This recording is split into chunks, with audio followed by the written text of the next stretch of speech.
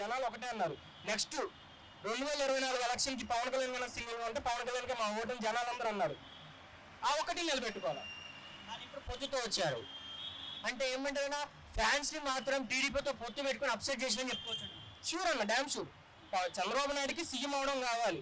నిజంగా చంద్రబాబు నాయుడు అనేవాడికి రాష్ట్ర బాగు కావాలంటే పవన్ కళ్యాణ్ సీఎం అభ్యర్థిగా పెట్టాడుగా.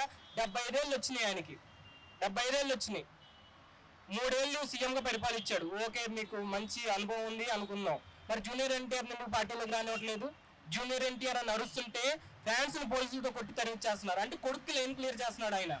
నిజంగా పవన్ కళ్యాణ్ బాగా కొడుకునే వ్యక్తి అయితే పవన్ కళ్యాణ్ సీఎంగా పెడతారు. పవన్ కళ్యాణ్ అన్నవాడు ఎలా అంటాడు, జనానికి మేలు జరిగిద్దంటే ఎంతగానో తెగిస్తాడు. తన స్వార్థం తాను చూసుకోడు. అలాంటి వ్యక్తిని సీఎం చేయకుండా ఆయన సీఎం అంటే అర్థం ఏంటి? Is clear cut. Chandrababu Naidu CM పదవి కావాలి, కానీ పవన్ కళ్యాణ్ బ్రెయిన్ ఫుల్గా వాష్ చేసేసాడు. జగన్మోహన్ రెడ్డిని దించాలి అనే ఇదిలో పవన్ కళ్యాణ్ పనిచేస్తున్నాడు. చంద్రబాబు నాయుడు సీఎం అవ్వాలనే ఇదిలో చంద్రబాబు ఉన్నాడు. జనానికి తెలుస్తుంది, పవన్ కళ్యాణ్ తెలియట్లా. రేపు ఎలక్షన్స్ అయిన తర్వాత పవన్ కళ్యాణ్కి ఏంటనేది తెలిసింది. ఈసారి ఎలా ఉండబోతుంటారు? ఇప్పుడు పవన్ కళ్యాణ్ గారు కూడా పోటీ చేయబోతున్నారు. గతంలో చూసుకున్నట్టయితే ఓటమి పాడారు కదా, ఈసారి పోటీ చేస్తున్న గెలిచే అవకాశం ఉందని చెప్పుకోవచ్చు. గెలుస్తారన్న పవన్ కళ్యాణ్ గారు. ఆయనకు వచ్చిన సీట్లో గెలుస్తారు. ఎందుకంటే జన సైనికులను బాగా ఇచ్చేసారు. ఏంటంటే పవన్ కళ్యాణ్ గారు ఆస్తులు అమ్ముకున్నారు. నిజమే, పవన్ కళ్యాణ్ గారు ఏది రూపాయి ఆశించడు, ఎక్కడ ఎవరి దగ్గర చేయి చాచడు. అలా కర్నూలు అంటాడు. కర్నూడు ఎలా అంటాడు? కర్నూడు ఎంత అడిగినా సరే దానం చేస్తాడు. చివరి కర్నూలు గత ఏమైంది? దుర్యోధనుడు అనే స్నేహం వల్ల కర్నూడు అనేవాడు విలన్ అయిపోయాడు. సో ఇప్పుడు చంద్రబాబు నాయుడు స్నేహం వల్ల పవన్ కళ్యాణ్ కూడా రేపు అలానే అయిపోతాడు. నిజంగా పవన్ కళ్యాణ్ గారు టీడీపీతో పొత్తు పెట్టుకోవడం వల్ల ఫ్యాన్స్ నుంచి చాలా అప్సెట్ అయ్యారు, కానీ దీనివల్ల ఎటువంటి లాభం అయితే లేదంట. ఒకటి, మేము పవన్ కళ్యాణ్ సీఎంలో చూడాలనుకున్నాం. ఎందుకు? నిస్వార్థమైన వ్యక్తి సీఎం అయితే జనాలకు కూడా అలానే సేవ చేస్తాడు అనుకున్నాం. కానీ ఆయన మనసులో చంద్రబాబు నాయుడు సీఎం చేయాలి ఉంది. చంద్రబాబు అయినా జగన్ అయినా వాళ్ళ మీద ఉండే వ్యతిరేకతలు చాలా ఉన్నాయి. వాళ్ళ రాజకీయాలు వాళ్ళకు ఉంటాయి. పవన్ కళ్యాణ్ కొత్త రాజకీయం తీసుకొస్తాడు. రాజకీయాల్లో ప్రత్యామ్నాయం ఉండాలి అని పార్టీ పెట్టిన అతను ప్రత్యామ్నాయం లేకుండా చేశాడు. ప్రశ్నిస్తాడానికే నేను పార్టీ పెట్టా అన్నాడు.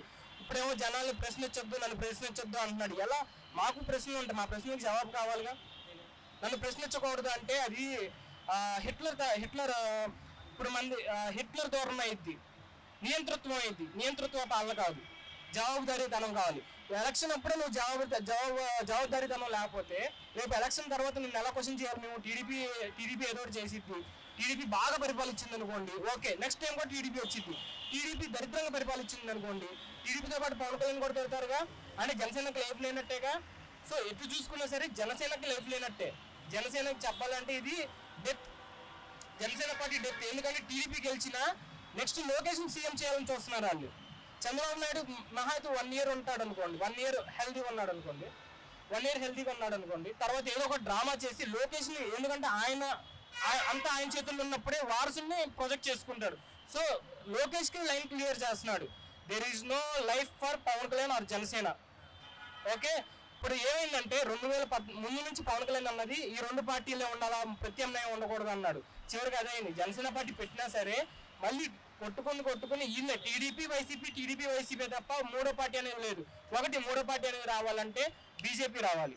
అన్నామలై లాంటి లీడర్ కావాలి మాకు. ఒక యోగి ఆదిత్యనాథ్ లాంటి లీడర్ కావాలి. వాళ్ళ స్వార్థం చూసుకోకుండా నిస్వార్థంగా ప్రజలకు పనిచేసేవాళ్ళు కావాలి. పవన్ కళ్యాణ్ కూడా నిస్వార్థపరుడే, కాకపోతే ఆయన ఇప్పుడు చంద్రబాబు నాయుడు ముత్తులో ఉంటాడు. అది వదులుకున్న రోజే సినిమాల్లో రీమేక్లు, పార్టీల్లో పొత్తులు వదులుకున్న రోజే పవన్ కళ్యాణ్ వాడికి లైఫ్ ఉంటుంది. అన్న ఒక విధంగా చెప్పుకోవాలంటే ఆంధ్రాలో కబ్బా కార్పొరేట్ ఎన్నికలు అనే విధంగా చెప్పుకోవచ్చు అంటారు, ఏమంటారు? షూర్ అన్న, తెలంగాణలో క్యాస్ట్ ఫీలింగ్ ఉండదు, కానీ ఆంధ్రాలో మాత్రం క్యాస్ట్ ఫీలింగ్ హైలో ఉంటుంది. ఫస్ట్ ఎక్కడైనా సరే నీ పేరెంట్ అంటారు, తర్వాత నీ క్యాస్ట్ ఏంటి అంటారు. ఆంధ్రాలో కుల రాజకీయాలు అలా ఉంటాయి. కమ్మ కాపు అనేది ఎప్పుడు శత్రుత్వం అన్న. పిల్లి ఎలుక ఎలాగో, కుక్క పిల్లి ఎలాగో, పులి జింక ఎలాగో, కమ్మ కాపు ఎలాగా, ఇద్దరికి పడదు ఎప్పుడు. అలాంటి 2 క్యాస్ట్ని కలపాలంటే అది నెగిటివ్ అయింది తప్ప పాజిటివ్ అవ్వదు. అర్బన్ ఏరియాస్లో మీకు పాజిటివ్ రెస్పాన్స్ ఉండొచ్చు. రూరల్ ఏరియా, ఒక విలేజ్ బ్యాక్డ్రాప్కి వెళ్తే మీరు ఖచ్చితంగా ఈ వ్యతిరేక ఓటు అనేది వైసీపీకే ప్లస్ అయింది. అండ్ ఇప్పుడు నిజమే రాక్షస పాలన ఉంది, వైసీపీలో రాక్షస పాలన ఉంది. ఇప్పుడు చంద్రబాబు నాయుడు గారు జగన్ ఎందుకు తిడుతున్నారు? అన్ని ఫ్రీ పథకాలు ఇస్తున్నారు, ఫ్రీ బీస్ ఇస్తున్నాడు, అంత ఫ్రీ పాలసీస్ ఇస్తాడు, వెల్త్ క్రియేషన్ జరగట్లేదు అంటున్నాడు.